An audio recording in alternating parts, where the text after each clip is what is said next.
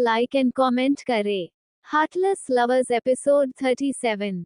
Ivan इस वक्त विहान के रूम में बैठा था और उसके सामने विहान बैठा हुआ था। इवान ने विहान को सारी बात बता दी थी जो जिया ने उसको बताई थी, पर वो दोनों भाई बहुत परेशान थी और उनकी परेशानी का कारण अरुण था। कुछ देर बाद आदि और आहान भी आ जाते हैं। इवान उन्हें भी सारी बात बता देता है। सारी बातें सुनने के बाद आदि बोलता है, वक्त आ गया है आखिरी लड़ाई का, क्योंकि अब अरुण कभी भी हम पर हमला कर सकता है। इस पर आह्वान बोलता है, भाई आखिर लड़ाई आप जानते हैं भी हैं। आप क्या बोल रहे, हमारे पास अरुण से लड़ने के लिए कोई हथियार नहीं है, कोई जरिया नहीं है अरुण को करने का। हम कैसे लड़ेंगे उससे? और जिया भाई, यदि हमें कुछ हो गया तो उसका क्या होगा? आपने उसके बारे में कुछ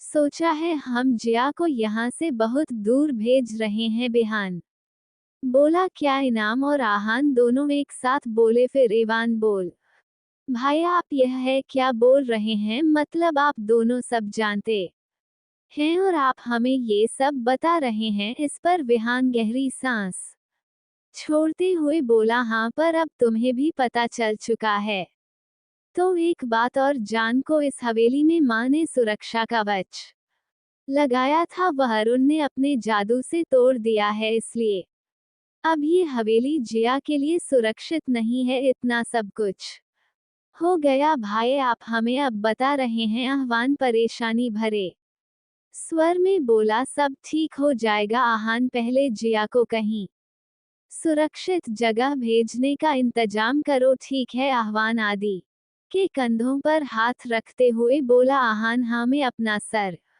हिला देता है, वहां से निकल गया और उसके साथ इवान भी वहां से चला गया। यहाँ जिया अभी भी इनाम के कमरे में सो रही थी। बहुत गहरी नींद होने के कारण उसके कपड़े एसएमएस हो गए थे और बाल बिखरे हुए थे। इस वक्त वह बहुत प्यारी लग रही थी। जिया अपने सपनों में खोई थी, तभी वहां आहान आता है। जिया इस तरह सोते देख उसके चेहरे पर मुस्कान आ गई।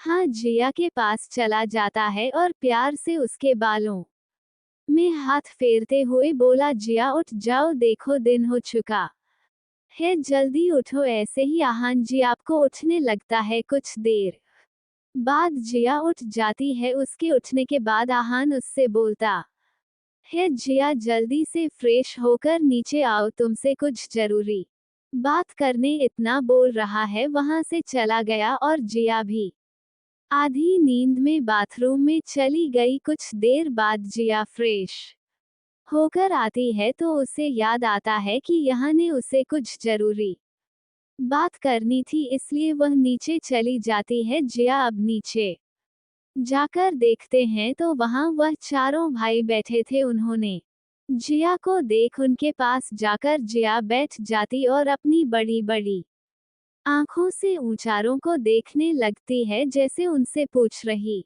हो, मुझे यहाँ क्यों बुलाया? वह चारों भाई समझ जाते हैं कि जिया उन्हें ऐसे क्यों देख रही है, इसलिए सबसे पहले आह्वान उसे बोलना दिया, तुम कुछ दिन के लिए यहाँ से कहीं और जा रही हो, तुम्हारे जाने का इंतजाम हमने कर दिया, कल दोपहर तुम यहाँ से निकल जाओगी। उसकी बात सुनकर जिया हैरान हो जाती है, क्या? पर मुझे आप लोगों को छोड़कर कहीं नहीं जाना, मैं कहीं नहीं जा रही, मुझे यही रहना आप लोगों के साथ। जिया की आंखों में आंसू आ जाते हैं। आदि उसे समझाते हुए बोलता है, जिया अभी तुम्हारा यहाँ रहना ठीक नहीं है, अभी यहाँ से तुम्हारे लिए खतरा बढ़ गया है, बस कुछ दिन की बात है, फिर तुम यहाँ वापस आ जाना। नहीं नहीं, मुझे बिल्कुल नहीं जाना यहाँ से। जिया बहुत जिद करने लगी, इसलिए बिहान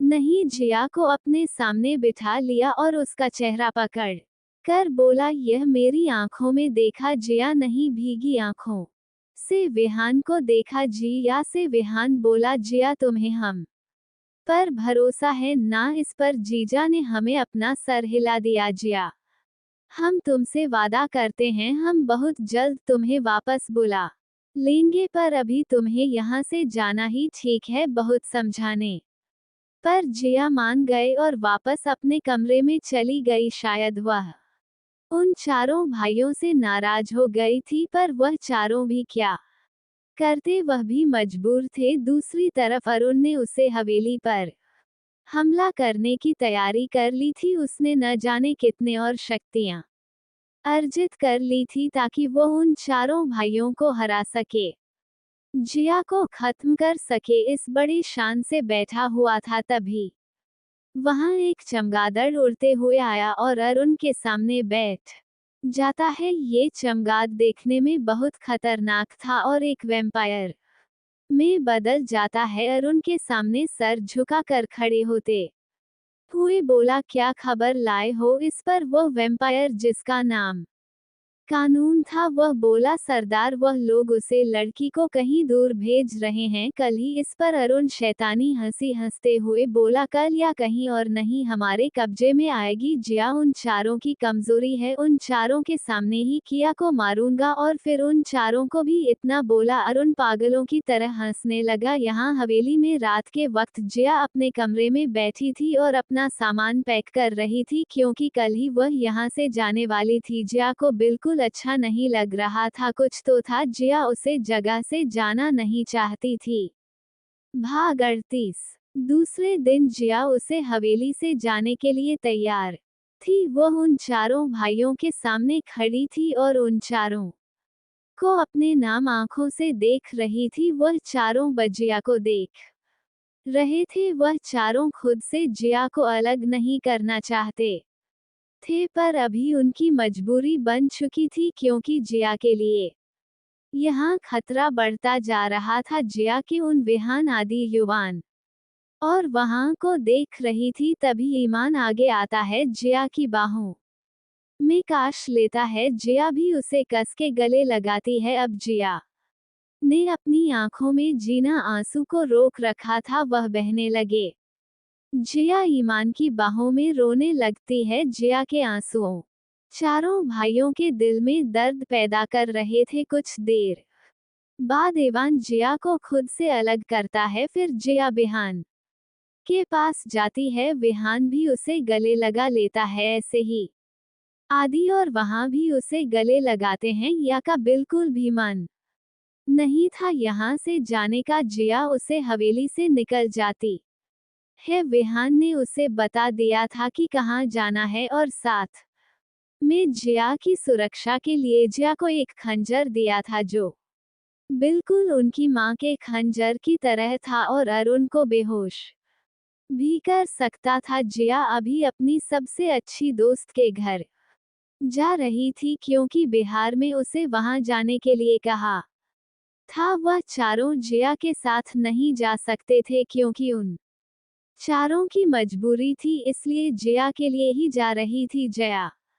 को बस में जाना था, पर जिस जगह वह मिली थी उसे जगह पर कोई भी गाड़ी आती जाती नहीं थी, इसलिए जिया को हवेली से बस स्टैंड का सफर पैदल ही तय करना पड़ता है। जिया इस वक्त रास्ते में थी कि उसकी मंजिल अब पास में ही थी। तभी जिया के पास बहुत सारे चमगादड़ डूबने लगते हैं, पर क्या उन पर ज्यादा ध्यान नहीं देती और अपने दोनों में चलती जाती है। उन चमगादड़ों की संख्या धीरे धीरे बढ़ती जा रही थी। अचानक जिया की नजर ऊपर आसमान में जाती है और जिया नहीं आसमान को देखा। वह इतना खतरनाक था कि जिया की गई आसमान में हजारों चमगादड़ उड़ रहे थे। वह इतने ज्यादा थे कि पूरी आसमान काला हो चुका था। वह जिया को घेरे हुए थे। वह काफी जोर से चिल्लाई थी, पर किसी को भी उसकी चेक सुनाई नहीं दी। यह इस वक्त बहुत डर चुकी थी। उसे बिल्कुल समझ नहीं आ रहा था कि वह क्या करे। इतने सारे चमगादड़ इतनी खतरनाक दिख रही थी कि जिया उन्हें देखकर ही होश खोने लगती है। जिया अपनी आंखें बड़ी करके उन चमगादड़ों को देख रही थी, तभी बीच में से एक बड़ा चमगादड़ उड़ते हुए उसके सामने आ जाता है, जो दिखने में एक खतरनाक वैम्पायर में बदल जाता है। ये कानून था अरुण का खास वफादार आदमी जिया। इस वक्त बिल्कुल भी होश में नहीं थी, यह सब उसके लिए नया था, पर इस वक्त वह अकेली थी। जी आपने डरी हुई निगाहों से उसे देख रही थी। कानून के चेहरे पर एक शैतानी मुस्कुराहट थी। वह जिया की तरफ धीरे धीरे बढ़ने लगा, अरुण की तरह ही खतरनाक दिख रहा था। जिया का डर बढ़ते जा रहा था। जिया को याद आता है कि बिहार ने उसे खंजर दिया था। जिया जल्दी से बाग में वह खंजर निकाल देती है, वो उसे वैम्पायर के सामने कर देती है। जिया ने अपनी हिम्मत से वह सब किया था। उसकी आंखों में आंसू और डर दोनों थे, फिर भी जिया ने बहुत ही मत करके कदम उठाया था। उसे खंजर को देखकर वह वैम्पायर डर जाता है, पर कुछ देर बाद वह फिर से हंसने लगता है। ये देख दिया और डरने लगती है, पर फिर वह है उसके सामने एडिट कर खड़ी रहती है। तभी जिया के पास उठाते हुए एक चमगादड़ आता है और एक अजीब सी रख दिया के सामने छोड़ देता है। उसे रात में अजीब सी बदबू आने लगती है। ये सब इतना जल्दी हुआ कि जिया कुछ समझ नहीं पाए और उसे बदबू के कारण में है वहीं बेहोश होकर गिर गई और वो वैम्पायर उसे वहां से उठा ले गया। यहाँ हवेली में चारों भाई एक साथ बैठे थे, पर उन्हें कुछ ठीक नहीं लग रहा था। उनका दिल न जाने क्यों भारी हो रहा था। उनको दिया की बहुत फिक्र हो रही थी। आनंद से अब रहा नहीं जाता, इसलिए वह अपनी जगह से उठकर बोलता है, भाई मैं यहाँ ऐसे नहीं बैठ सकता, मैं जा रहा हूँ देखना जिया ठीक है या नहीं। हमें उसे अकेले जाने नहीं देना चाहिए था। अरुण कहीं से भी पता चल गया कि जिया हवेली से बाहर गई है तो वह उसे जिया के साथ क्या करेगा। नहीं, मैं ऐसा नहीं होने दूंगा। मैं जिया के पास जा रहा हूँ, इतना बोल आहान वहां से जाने लगा। तभी पीछे से इनाम उससे बोलना, आह्वान मैं भी तुम्हारे साथ चलता हूँ, मुझे भी कुछ ठीक नहीं लग रहा भाई, हम दोनों थोड़ी देर में आते। इतना बॉलीवन और हम साथ निकल गए। आदि और विहंग से बोलता है, विहान कहीं हमारे फैसला से जिया के साथ कोई ना इंसाफी तो नहीं कर दी। हमने खुद जिया को खतरे की तरफ धकेल दिया। अभियान ये जानने के बाद भी जिया को कितना बड़ा खतरा है, हमने उसे जबरदस्ती यहाँ भेज दिया। तुम्हें लगता है कि हमारी चाल कामयाब करेगी? इस परिवहन बोला, बिल्कुल करेगी आदि। अरुण जिया को कुछ नहीं करेगा और उसे लेकर यही आएगा। तुम यह इतने विश्वास के साथ कैसे बोल सकते हो? विहान आदि बोला। उसकी बात पर सुन विहान के चेहरे पर डेविल स्माइल आ गई। भाग 39। आहान और इमाम जिया को देखने गए हुए थे कि जिया ठीक है या नहीं, पर उन दोनों को जो पता चल उनसे उनके होश उड़ गए। उन दोनों को पता चल चुका था कि जिया अरुण के कब्जे में। अब वो दोनों वापस हवेली आ रहे थे। वो दोनों काफी परेशान और गुस्से में थे। वह दोनों सीधे जाकर विहान और आदि के पास जाते। आदि और विहान उन दोनों को परेशान देखकर समझ जाता है कि क्या हुआ होगा, पर दोनों कुछ नहीं बोलते और वहां विवान के बोलने का इंतजार करने लगते हैं। इससे पहले आह्वान बोलना, भाई जी बात का डर था, वही हुआ। अरुण नाजिया को पकड़ लिया और जिया अरुण के कब्जे में है। तभी इवान बोला, हमें जिया को अकेले जाने नहीं देना चाहिए था भाई, आपने ही दिया को अकेले भेजो, क्योंकि भाई यदि जिया को कुछ हो गया तो हम क्या करेंगे? इवान आदि और विहान की तरफ देखा है। उन दोनों की बात सुनकर रेहान बोलता है, अरुण जिया को कुछ नहीं करेगा, तुम चिंता मत करो, और कुछ ही समय में अरुण जिया को खुद यहाँ लेकर आएगा। वह जिया को अभी कुछ नहीं कर सकता। विहान की बात सुनकर आहान और इवान दोनों हिरन हो जाते हैं। ईमान उससे बोलता है, इसका मतलब आप पहले से सब कुछ जानते थे, फिर भी आपने उसे मासूम को जाने दिया। भाई मुझे आपसे यह उम्मीद नहीं थी। आहान की भी बात में साथ देते हुए बोलता है, हाँ भाई, आपने जानबूझकर ऐसा किया और तो और आपने हमें भी कुछ नहीं बताया, आप बताइए भाई क्यों?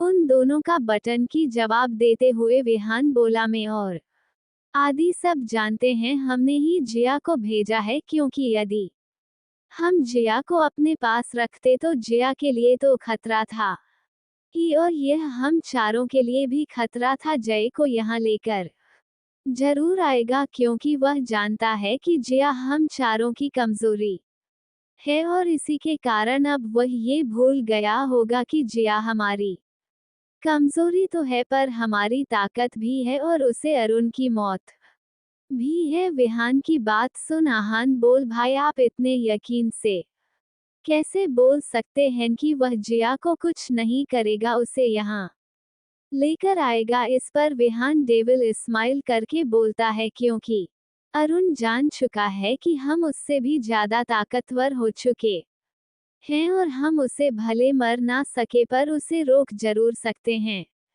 इसलिए अरुण हमारी कमजोरी मतलब जिया को यहाँ लेकर जरूर आएगा, उसके जरिए वह हमें करने की कोशिश करेगा। आदि विहान का साथ देते हुए बोला, और इससे अच्छा मौका हमें नहीं मिलेगा अरुण को करने का। हमने जो खंजर तैयार किया उससे हम अरुण को मार देंगे। अब आहान और इवान दोनों कुछ ना बोल सके। उन्हें अब इंतजार था अरुण के आने का, और वो बहुत जल्द आने वाला था क्योंकि यह उन सब की आखिरी लड़ाई थी। कुछ भी हो सकता था, किसी की भी जान जा सकती थी, क्योंकि अरुण को मारना इतना आसान नहीं था। इन सब के बीच में मासूम जिया की जिंदगी दांव पर लगी हुई थी, क्योंकि उन चारों भाइयों को तो फिर भी ज्यादा कुछ नहीं होता है, क्योंकि उनके घाव जल्द ही भर जाया करते थे। उनको लगी छोटे एक दिन में ठीक हो जाती,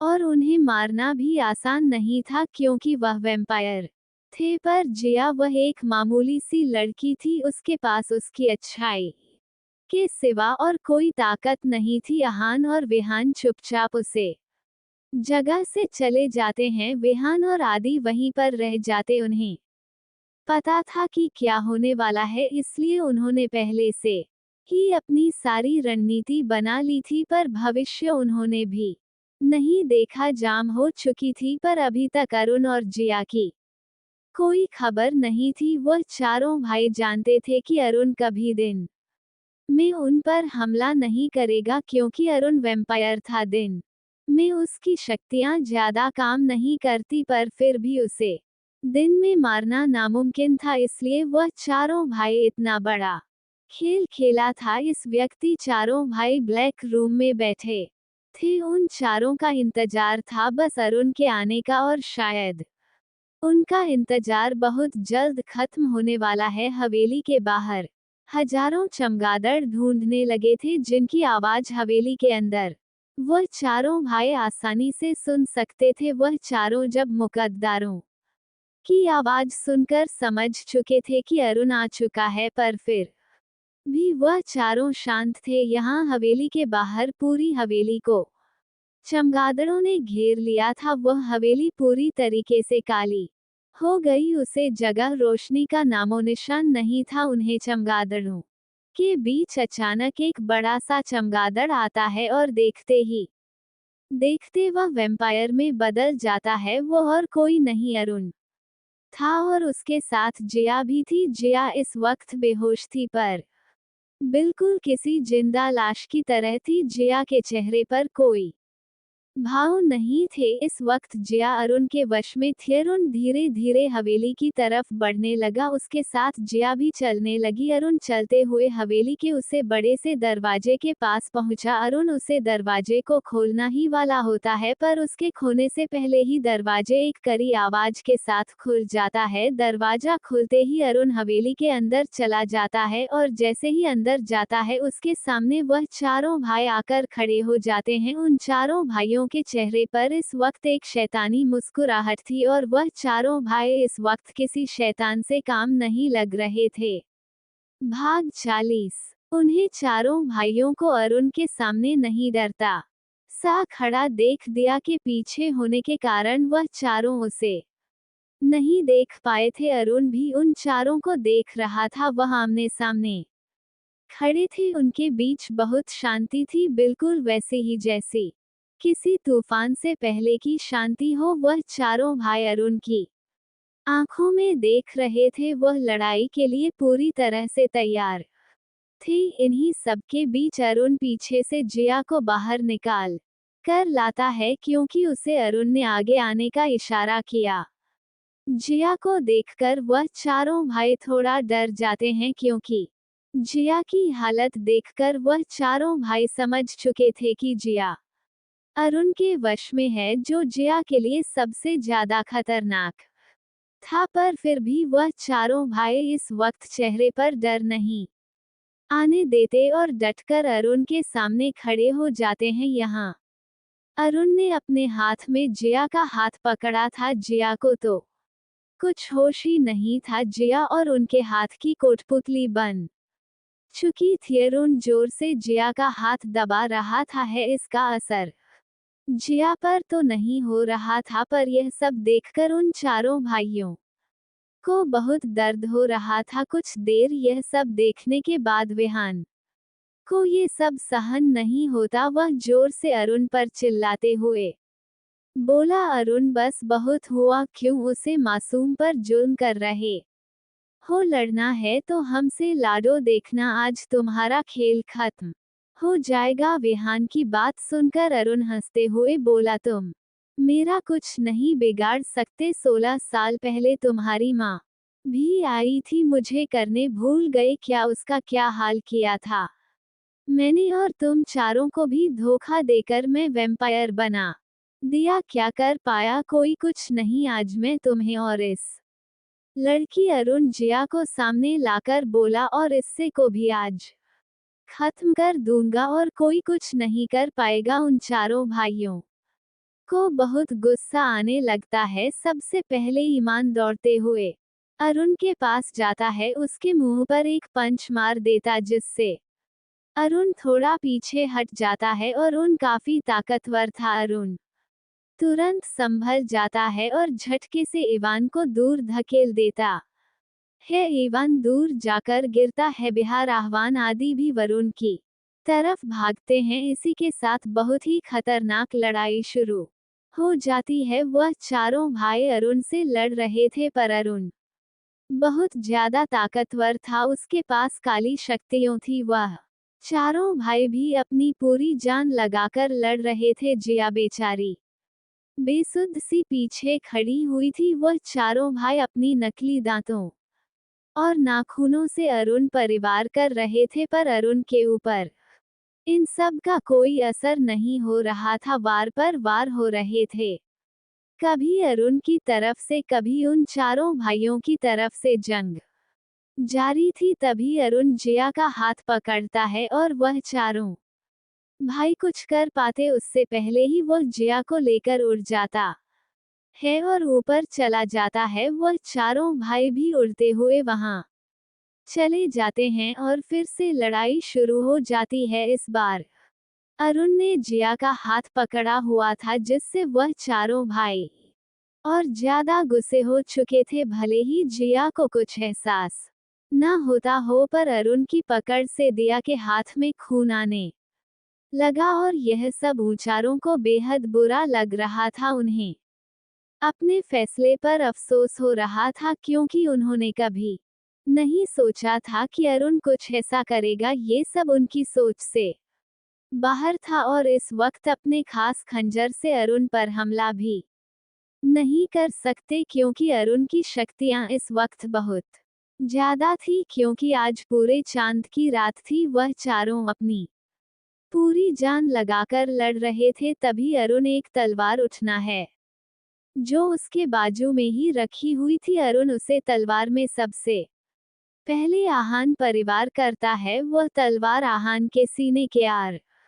पार हो जाती है और उसके सीने से खून की धार फूट जाती है। ये सारा नजारा पीछे खड़ी जिया अपनी आंखों से देख रही थी। अचानक खून देखकर जिया वापस अपने होश में आ जाती है और वहां का नजारा देखकर घबरा जाती है। आह्वान के सीने से खून निकल रहा था, हालांकि इससे आह्वान को कुछ नहीं होने वाला था, पर जिया ये सब देखकर बहुत ज्यादा डर जाती है। तभी जिया की नजर पीछे खड़े तीनों भाइयों पर गई। वह तीनों भी बहुत घायल थे। उन्हें देखकर जिया की आंखों से आंसू निकलने लगे। यहाँ जब अरुण ने देखा जिया को होश चुका है तो वह गुस्से में वापस दिया की तरफ पढ़ने लगा। जिया ने जैसे ही अरुण को अपने पास आता हुआ देखा तो वह भागने लगी और भागते भागते अरुण को धक्का देकर वह उन चारों भाइयों के पास पहुंच जाती। जैसे ही जिया उनके पास सही, उन चारों ने कसकर जिया को गले लगा दिया। अरुण ये सब देखकर तिलमिला उठा और बेहद गुस्से में आ गया। उसकी आंखें खून की तरह पूरी लाल हो गई थी। उसके नाखून डूबने बड़े हो गए। उसके वो बड़े बड़े दांत और भी ज्यादा बड़े हो गए और वह पूरी तरह से सफेद हो गए। इस वक्त वह इतना ज्यादा डरावना दिख रहा था कि कोई एक बार वह देखकर ही डर से कहां बजे। जिया तो उसे देखकर डर से कांपने लगी। अरुण धीरे धीरे उन पांचों की तरफ बढ़ने लगा। आहान, वेहान आदि ईमान जिया के सामने जिया की ढाल बनकर खड़े हो गए और पीछे जिया बेसुध सी खाड़ी ये सब देखने लगी। तभी जिया के सामने खड़ी वेहान के पास रखी उसे खंजर पर गई। उसे खंजर को वेहान ने अपनी पीठ पर बंद रखा था। उसे खंजर को देख दिया को उसे दिन की सारी बातें याद आने लगी। उसे समझ आ चुका था कि अब उसे क्या करना है, पर जो कदम वो उठाने वाली थी वो बहुत ज्यादा खतरनाक था। जिया झट से वेहान की पीठ पर बंधे उसे खंजर को निकाल लेती है और तेजी से भागते हुए सीढ़ियों से नीचे उतर जाती है। उन चारों भाइयों की नजर जब जिया पर गई तब तक जिया सीढ़ियों से उतर चुकी थी। यहाँ अरुण उसके बिल्कुल करीब था, पर उन चारों का ध्यान दिया पर था। वह चारों कुछ समझ पाते इससे पहले ही जिया एक बार उन चारों को अपनी भी आंखों से देखते हैं और फिर उसे खंजर को उठाकर अपने सीने में उतार लेती है। वह चारों जिया को चिल्लाते हैं, पर तब तक बहुत देर हो चुकी थी। वह चारों भाई भूत बने सब देख रहे थे। उन्हें कुछ सोचने समझने का वक्त ही नहीं मिला। वह कुछ समझ नहीं पाए। वह चारों हवा की तेजी से उड़ते जिया के पास पहुंचे। आह्वान को गिरने से पहले ही संभाल लेता है। लड़खड़ाई जुबान में जिया न्यू चारों से बोल, खंजर निकालो, उसे मारो जल्दी। वह चारों समझ गए कि जिया ने ये सब क्यों किया। अभियान कुछ बोलते ही वाला था कि जिया ने उसे खंजर को खींचकर अपने सीने से निकाल लिया, जिससे उसकी चीज निकल गई और उसे वेहान को देते हुए बोली, जो वेहान आपको मेरी कसम। इतना सुनते ही वेहान उसे खून में भारी खंजर को अरुण के पास ले पहुंचा। अभी तक अरुण को भी समझ नहीं आया कि क्या हुआ। तभी वेहान तेजी से अरुण के पास आ गया। अरुण पर हमला कर पाता उससे पहले ही वेहान ने वह खंजर अरुण के सीने में मार दिया और अरुण वही खत्म हो गया। साथ ही साथ उसका वह शैतानी शरीर भी नष्ट हो गया। अब वेहान वापस दिया के पास गए तो पाया कि जिया बेहोश हो चुकी थी, पर कुछ था जो बदल रहा था। उन चारों भाइयों का वैम्पायर वाला रूप जो अपने आप ही नॉर्मल होता जा रहा था। उनके पंख गायब होते जा रहे थे। उनके बड़े दांत इंसानों जैसे होते जा रहे थे।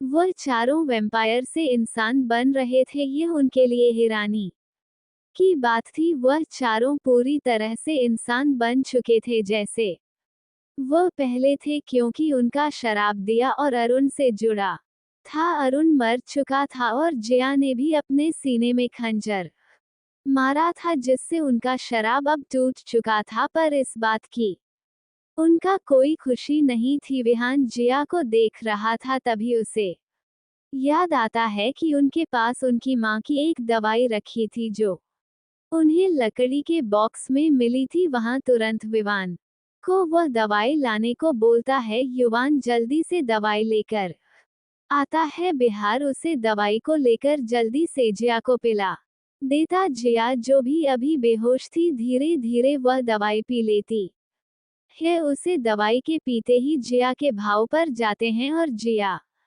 वापस पहले जैसी हो जाती है, पर उसे होश नहीं आया। सब कुछ ठीक हो जाने के बाद भी जे होश में नहीं आई, जिसका कारण उसका खतरनाक खंजर का असर था। वह चारों भाई आज रो रहे थे। उन्हें शुरू से लेकर आखिरी तक हर एक बात याद आ रही थी। वह चारों जिया के साथ किया अच्छे बुरे फलों को याद करके रो रहे थे। उन्होंने शुरुआत में जो सब्जियों के साथ किया वह सब सोकर आज उन्हें बहुत अफसोस हो रहा था। उन्हें खुद पर गुस्सा आ रहा था। आज उनका दिल धड़क रहा था, पर उनकी जिंदगी, उनकी धड़कन कौन से दूर जा चुकी थी। उनको आत्मा गिलानी उन्हें खाए जा रही थी, पर जिया को बहुत गहरी नींद में खो चुकी थी।